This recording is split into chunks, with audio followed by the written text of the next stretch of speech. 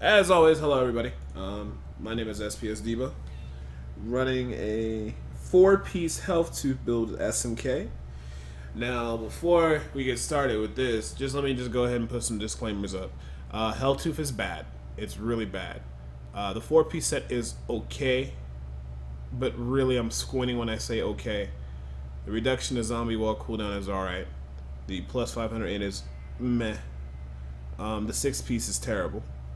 In this build, I'll be running a 4-piece Helltooth, or technically 3 pieces. I'm using Ring of Royal Grandeur to get the 4-piece. I'm also using an SMK and a Tasker Theo to up damage.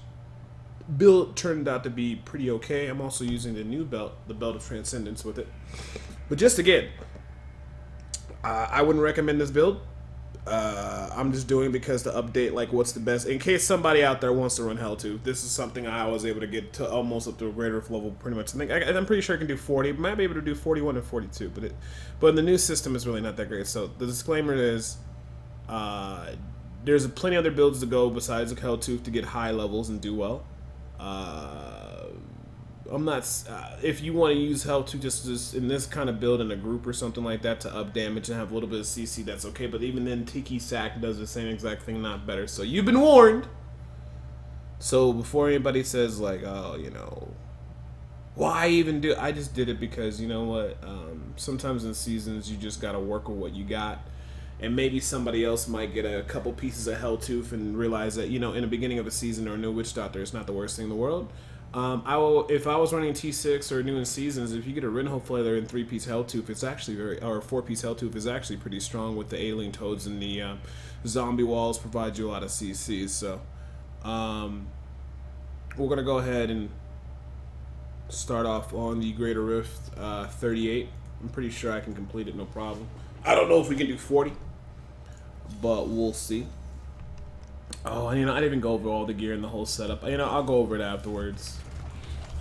But the only nice thing about this build is that, or one thing about the build is with the zombie wall, you can actually start pulling extra monsters ahead and just kind of grouping them up as you go. Because you can move through the mobs pretty easily, because between the hex, between the zombie wall, not many monsters can get on you too much. Sometimes you have problems with the elites and stuff like that, and then sometimes I'll just go ahead and see what other monsters we got.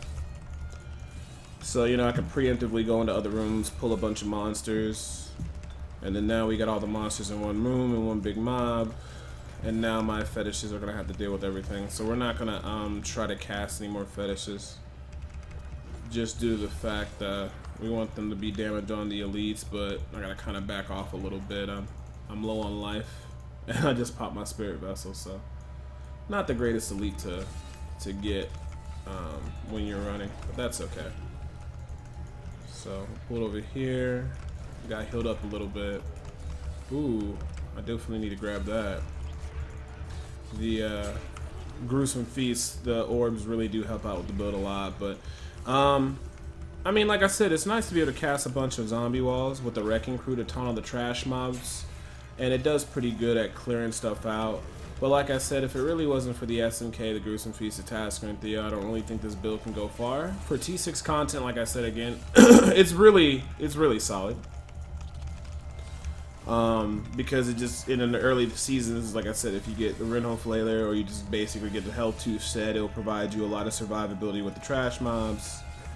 Allow you to start doing some... maybe not the fastest speed of farming, but doing like really consistent farming in the sense that you're not going to be dying or have to worry too much about your toughness and other crazy things like this. This is just me just showing the build at the higher, this is not even considered high level greater rifts, but the mid level greater rifts, and it does okay. But like I said, it's a lot of other better options out there. One positive thing is that after they announced, or the one guy who's been working on Witch Doctor recently said they're going to start working on the Helltooth set after Season 3 begins, so as of April 10th, he'll be starting on that. So by the time we get to Season 4, Helltooth will probably be redone. I think just until like the new set's done, they should just up the damage. Like, they should just do something crazy, like make it so that like the Helltooth the 4-piece set makes it so that the zombie wall cooldown is reduced to like 8 seconds, making it a 0 cooldown zombie wall cast. I think that would be pretty cool to see how that goes. and up the damage of the 6-piece to an astronomical like amount or something crazy and stuff like that. Nah, no Soul Harvest for extra healing. It's really not necessary, especially in this build. You have a lot of crowd control. As long as you don't get too bad elites for the most part, and you get more of the trash mobs, it actually does pretty well. Not to mention, most enemies won't hit you because between the Hex CCing and the Zombie Wall CCing, they just really never get a chance to come at you. And the cool thing is you can be really aggressive with this build because, like I said, the Hex, along with the fetishes and everything else, so we got a power pylon, so that's pretty nice. Like, one thing I noticed with this build is being able to have the zombie wall. Like, I can cast it in the mobs. It might be nice to actually run this with it, get some kind of illusionary boots, or I don't know how you'd fit it in. I guess you'd have to drop off the shoulder. But then you can just move through the monsters, and you can just keep dropping, like, you know, the zombie wall and just set up all the trash mobs. Like, maybe in a group setting, you're just running ahead, dropping the zombie walls on all the targets. But then again, like I said, Tiki Sack can do the same thing, if not better, because of permafear. But, you know, ooh, I need to be careful. Very careful. I think we got a health club back here. There we go. So I'm not dead yet. Ooh, but that jailer's gonna kill me. And also with the mortar's gonna kill me, so. You know, and like I said, this is only 38. Should have probably played a little bit safe, but I went a little bit kooky. But, I don't know. I mean, I don't even really think they need a full redesign of the... Well, I guess for the set bonuses, they could do a lot better. My philosophy is if it's not doing a lot of damage, and just up the damage to an astronomical amount and then reduce it apparently accordingly. But they want to kind of rework the whole skill just in general. So I can respect Blizzard for that. But hopefully they kind of make it like the Witch Doctor from Heroes of the Storm, that's Debo. Because that, with Zombie Wall, is pretty cool. Because, oh, I don't think I'm gonna die here yet. Because the zombie walls from Heroes of the Storm, what it basically allows for it to do, it puts a ring around the target, and then they even have certain like little things you could do with Nazeebo, where like you take a rune skill where it makes it so that the little zombies actually become pets and they actually stay around and do some pretty good damage. So I'd like to see something like that. I also wanted to see like one giant zombie wall ring around everything on the screen, and then it pushes everything in together, and then you know, either in the party they might be pretty cool because they can just start AoEing everything down. That might seem pretty interesting. You know what, I am just gonna skip this because it's not worth my time. It's not worth my time. But hopefully they can do something along the lines of make it a nice utility size DPS spell. Like if you cast like a giant ring, it pushes all the mobs together, maybe it spews out acid in the center. Maybe you have one where you cast in the center of a group and it pushes the monsters out, and anybody inside the actual area of the zombie walls gets like a damage increase. Those are just a couple ideas that I had for what would be pretty cool to see with it. But you know, even if you get like the early pieces early on, if you just want to incorporate it with some basic build, that's okay. The 2-piece set is also pretty alright. I guess my favorite thing I do enjoy about the Helltooth build is that it does provide utility. But I mean, it really can't have a chance to shine for its DPS utility when you have Tickling and Visage, which is another DPS utility build that is top tier, and it can just do so much damage, and it gives you permafear on the targets. You know, so. But I guess we'll just have to wait and see just in general. And see how it's going to go and what direction they want to take it with. I don't think I want to bother going past 38. I just want to show you guys how what idea I came up with it, and just in general how I've been using it. The one big thing is though, just for as much effort I'm using the SK, like I could actually probably drop the chest, the boots, and the pants. I could probably drop the chest, the pants, and the boots, and then I could actually run 3-piece Ogdals, run 2-piece Canes, and then drop the zombie wall, maybe run Piranhas or Perinato, and I think that would be a little bit more efficient. Or maybe even drop the Ring of Royal Grandeur and just turn it into a tall man's finger. I even think running a small man's finger would be a lot better. You know. Yeah, I think that's fine if they nerf Tiki Mask. So if they nerf Tiki Mask and people use Hell 2 for a little bit as a DPS utility, I think it's cool. But even then, at that point, some people would just be like, I'd rather just have you run a complete 0 DPS build. But then again, that's going to get nerfed. So maybe it might get some play right there, but we'll have to wait and see. But like I said, the nice thing about it is just the zombie walls take up all the trash mobs. The trash mobs will never touch you. The worst thing you're going to have to deal with is the elites. And if you get big mobs full of like trash packs, It's pretty nice. But like I said, I can't wait for the rework. So then I don't, so I can go back and play it, and hopefully they do a retroactive buff, which they probably will. As you can see, even with those deaths, we got a little bit of games. We're doing all right. Got another elite over here, so we'll have to watch out for him. But yeah, pretty much for the trash mobs, you don't really have to worry about much. We got an okay amount of cooldown reduction, so we can keep spamming the hex. And like I said, I can pretty much move through the room pretty much untouched because of the zombie walls. And I can just end up pulling a bunch of monsters into one room. Sometimes that's great, sometimes that's not. But you don't have to stay confined in one place. And I'm pretty sure the casting of fetishes over and over is not really helping out the DPS of the build either. Yeah, I got somebody that's asking chat, do I have Jerome build? Yeah, I have Jerome build, but I would say like this build is using Jerome, so this is like the Jerome Hell 2 variation. There's a Jerome with Tall Man's Finger, Jerome with Small Man's Finger. There's a lot of different alternative things you can do with Jerome. But predominantly the most famous build with Jerome is a Tall Man's Finger.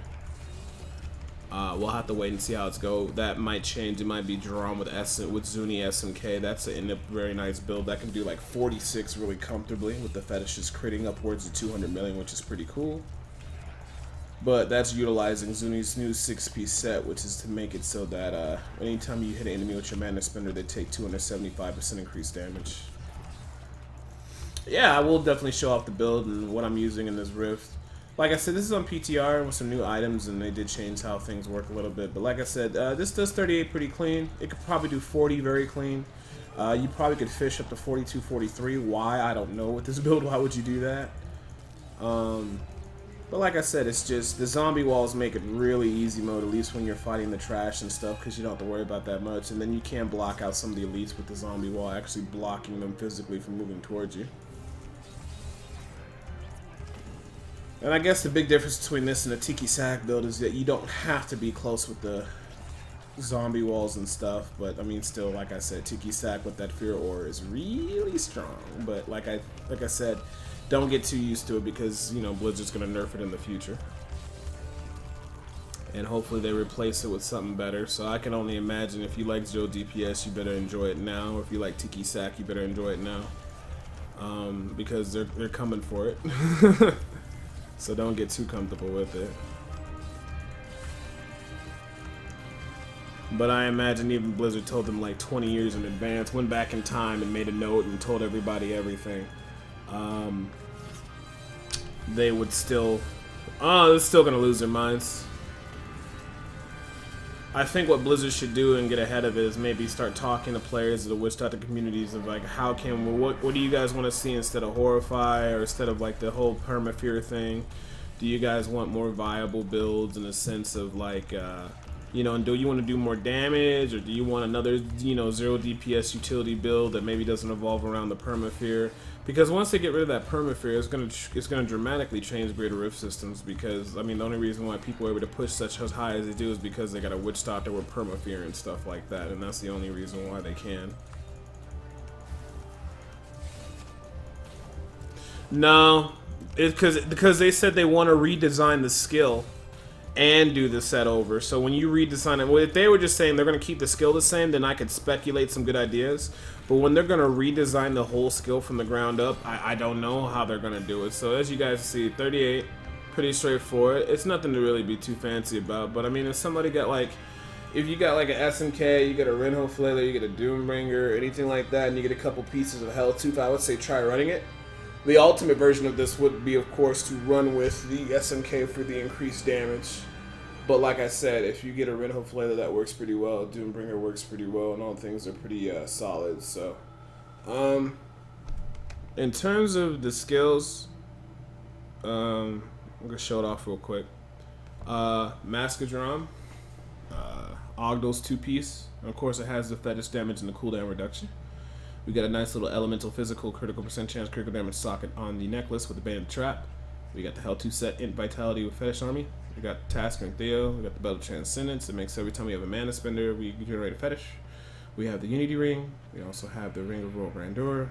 We also have Star Milk Kakuri, the Hell 2 pants, and the shoes. And then, of course, the reason why we're running the Zuni Master String of Skulls is because Blizzard offered a free FIFA fix, which makes it so that Fetish Army damage can go up to 25%. So I said, hey, you know, might as well use this in the offhand for that additional damage. Hey, what's up, Long PC Gamer? Hopefully work went well for you, buddy. Outside of that, the skills were Haunt, Poison Spirit for the Belt of Transcendence, Wall of Zombies, Wrecking Crew to taunt everything, and it also triggers a Bandit Trap, which is pretty cool. Jaunt, Hex with Jinx, Legion of Daggers, Slam Dance, Pierce the Veil, Spirit Vessel, Graven Justice, and Gruesome Feast. Bring Wisdom, Robbery, and Graven Justice so we can get resets on the zombie wall. Like I said, it's something if you wanna still play Helltooth, I think that's fine. Reno Flailer, SMK, Doombringer all work well with it. Only use a 4-piece, which means you're using 3-piece with the Ring of Royal Grandeur, or you're just using 4-piece without the Ring of Royal Grandeur. Like, I could actually run this on the shoulder too. Lose the Ogdils. Maybe run something else for the bracers. And then basically run a Stone of Jordan. If I ran a Stone of Jordan, that would probably up the level on which I can do immensely. Or maybe even run a Tall Man's Finger with it and drop the Hex, run the Zombie Dogs, and then, you know, run some other skills and stuff. Tall Man's Finger might work well with it as well, too. So, like I said, if you like the ability to control your mobs and have good CC versus trash mobs, I think Helltooth 4-piece is a good way to go. The Zombie Wall Wrecking Crew, reduction in the Zombie Wall skill, it definitely helps out a lot when you're dealing with a lot of trash mobs. But even then, there's still a lot of other better options you can go with. So, like I said, this is just an update to what I use for the Helltooth set, or what I would use in Season 3 or Patch 2.2. Once they announce some new changes and we can start testing the rebuilt Helltooth set, then I'll make another video. But this is just to kind of, you know, go supplement with the guide for the Helltooth build, because I think it's okay for lower level shit, but for high levels it's not. So anyways, appreciate you guys watching this video. Check my other videos that I'm doing. I'm updating everything in 2.2, so you'll be seeing a lot of stuff coming out on YouTube, like the Rim Reaper and the Tickler Massage. So I will see you guys in the videos, and I hope you guys have a good day.